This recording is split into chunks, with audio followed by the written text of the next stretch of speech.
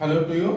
आज हम यहाँ पे पढ़ेंगे केमिस्ट्री और केमिस्ट्री में सीखेंगे सॉल्यूशन के बारे में। तो हम यहाँ पे सीखेंगे सॉल्यूशन के बारे में, सॉलिड्स के बारे में, लिक्विड्स के बारे में, गैस के बारे में।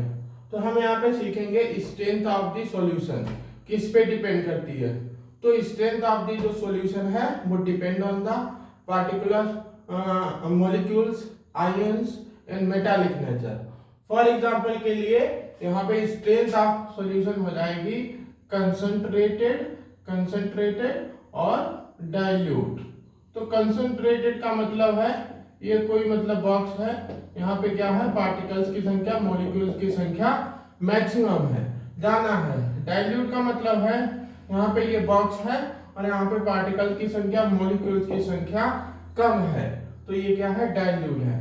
नेक्स्ट यहाँ पे हम पढ़ेंगे, इसी को बोल सकते हैं एक सॉल्यूशन में, ये क्या है एक सॉल्यूशन है, इसमें ये पार्टिकल्स 1 है और ये क्या है 2 है।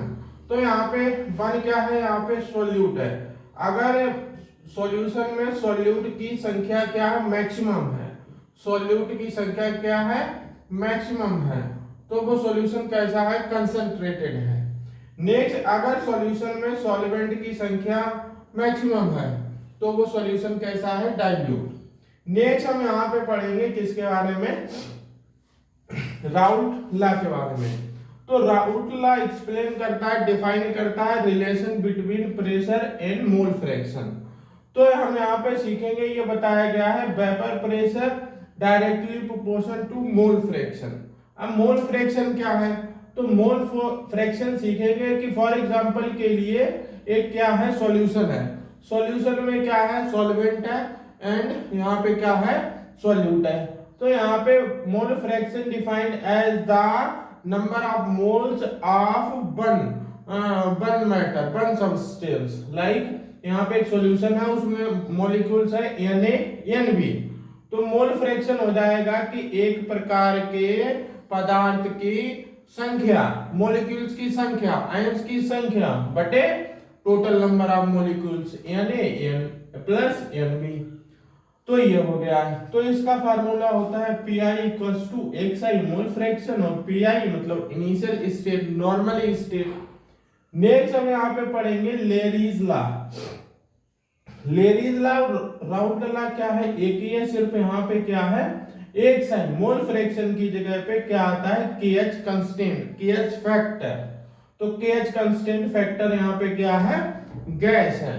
तो यहाँ पे हो जाता है लेरीज लॉ डिफाइंड एज द कि pressure directly proportional to KH। KH क्या है, KH मतलब गैस है। नेक्स्ट हमने एग्जांपल माना है कि लेरीज लॉ को इस डायग्राम से सीखेंगे। तो वो ये है, ये क्या है एक मतलब बीकर है, इसमें ये सॉल्यूशन है, इसमें पार्टिकल 1 है और ये पार्टिकल्स 2 है। तो ये क्या है एक दीवार है मतलब, तो ये क्या करती है अलग अलग करती है पार्टिकल 1 को 2 को। सेकेंड स्टेप में यहाँ पे क्या होता है, ये जो पार्टिकल्स हैं आपस में मिक्स हो जाएंगे और इनकी संख्या क्या हो जाएगी मैक्सिमम हो जाएगी, ज्यादा हो जाएगी। तो मतलब गैस है और लिक्विड है। तो यहाँ पे क्या है गैस के पार्टिकल्स कम है, यहाँ पे गैस के पार्टिकल मैक्सिमम हो गए। तो यही क्या है यहाँ पे लेरीज लॉ। Thank you.